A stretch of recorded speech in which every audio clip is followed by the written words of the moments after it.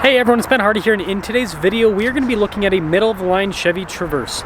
Before we get in this video, I'm going to give a huge shout out and thank you to the Jerry Sanders Chevy here in Salt Lake for giving me some time with this Traverse. I'll include a link to their website in the description down below.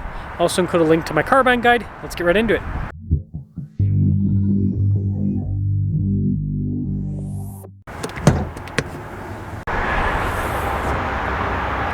Under the hood we have a turbocharged 2.5 liter 4-cylinder that goes through an 8-speed automatic transmission. Fuel economy is 19 around town and then 24 on the highway, with power outputs being 328 horsepower and then 326 pound-feet of torque. Before we move forward with this review, I do want to mention if you want to see more videos just like this, then I recommend you subscribe because I post content every single day.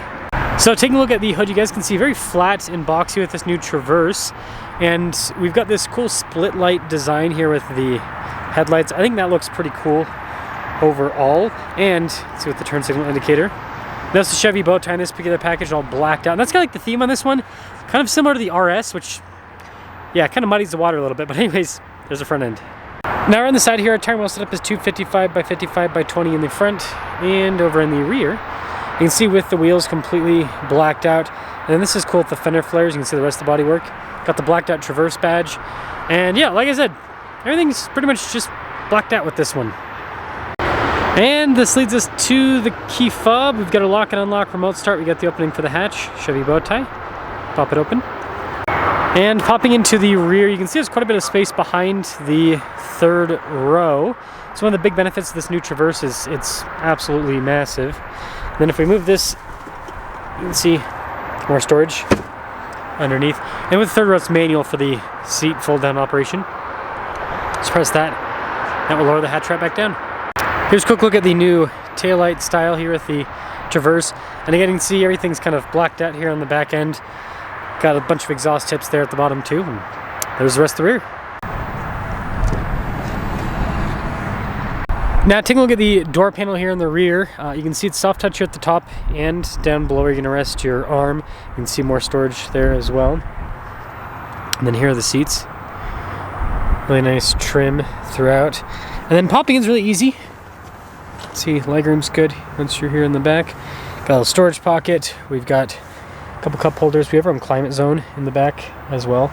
And yeah, this one's captain chairs. Forgot to kind of mention that, so you can see the two armrests. And then with the third row, you can fit adults back there.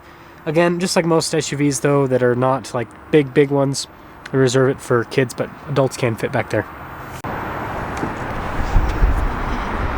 Now taking a look at the front door panel again, you can see with the soft touch trim, all of our window controls.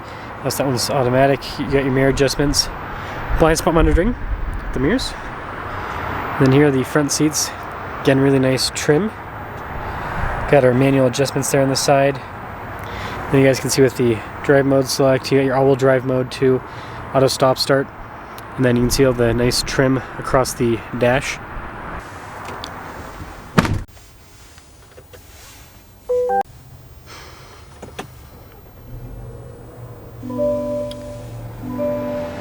Here's a quick look at the steering wheel. We've got radio controls in the back as well as paddle shifters. And then on the front here, we've got a bunch of practical controls. This one does come with Super Cruise. You can see the little thing there at the top and also behind the steering wheel with this little screen that watches you. Big Brother car edition. We got little turn signal windshield wiper stock, and then this does have a column shifter. Big digital gauge cluster here, which we can use to kind of scroll through and basically just change whatever information you find most important. I don't know, I think it's cool how this is kind of more customizable now. Now this comes with a 360 camera system, and resolution's solid. It's quick to respond as well. And as for the rest of the infotainment system, it's also very quick to respond. You can see we've got Android Auto and Apple CarPlay, and certain controls like the light controls, for example, are built into the infotainment screen now. This has the dual zone climate up front, and then we've got heated seats, no cooled seats with this. Like I said, nice trim on the dash. And then down below, we've got some physical controls for the climate. Wireless phone charging pad here, and we've got some cup holders. And then there's this big storage space underneath. And then we've got more storage here with that trim. Big center console. I like the trim on top here with the stitching and everything on the side. And then yeah, pretty normal with the glove box. And then this also has a panoramic sunroof. So here's our winter sticker for this Traverse LT all-wheel drive. Base MSRP is only $42,000, but then this has the advanced or enhanced driving pack, which adds $3,200. And then you got the Midnight Sport Edition, which makes everything blacked out. And after you add everything, $51,235 is the total MSRP. So it's a little bit less expensive than an RS, but not that much. Let's try it.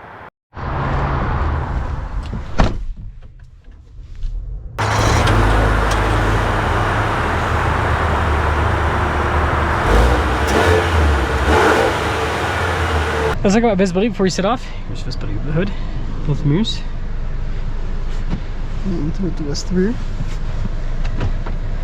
Let us set off.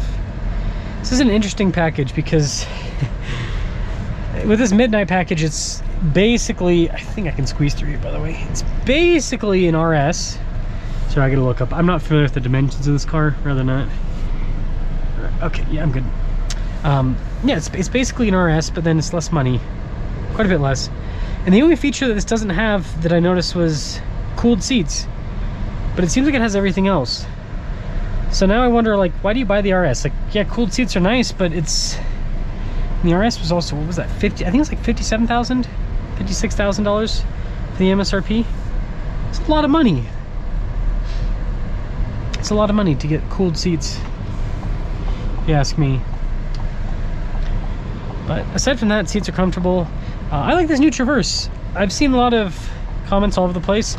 The number one comment that I've seen was probably about the engine. Why didn't they put the 2.7? And I asked that, and the answer I got was that the 2.7 doesn't fit.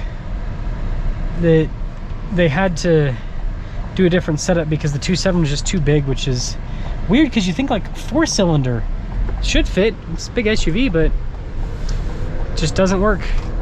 And I think a big part of that is because this is a front-wheel drive platform. And the 2.7 in the trucks, right, is built into a rear-wheel drive platform that can go 4x4. So how the engine's positioned, right, is different. So my personal take, my personal opinion rather, is Chevy should have just made this a rear-wheel drive platform. I think people would love that. 2.7 rear-wheel drive platform, this size. And then again, then it would have some, I mean, this is adequate with the power. I mean, you'll see in a moment. Let's pop it into the all-wheel drive mode, by the way. And let's do, let's see. Yeah, let's do sport mode here. So all-wheel drive sport mode. Yeah, it could have been a real monster in terms of acceleration. But instead, again, we don't have bad acceleration. It's just what I would describe as adequate. Because it's just such a big SUV. This is the same size as the previous gen Tahoe.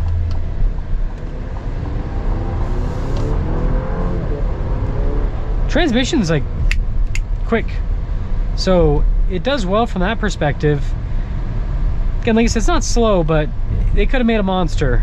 They could have made a monster if this was a rear-wheel drive platform. And then if it was a rear-wheel drive platform, you know what they could have also given us? Traverse Diesel. They could have given us the Traverse Duramax. But no, we're stuck with this front-wheel drive machine. I also just missed my driveway, so I guess we're going in here. We're stuck with this front-wheel drive machine that, it's not a bad car. It's a good car. It just doesn't have the power that it could have.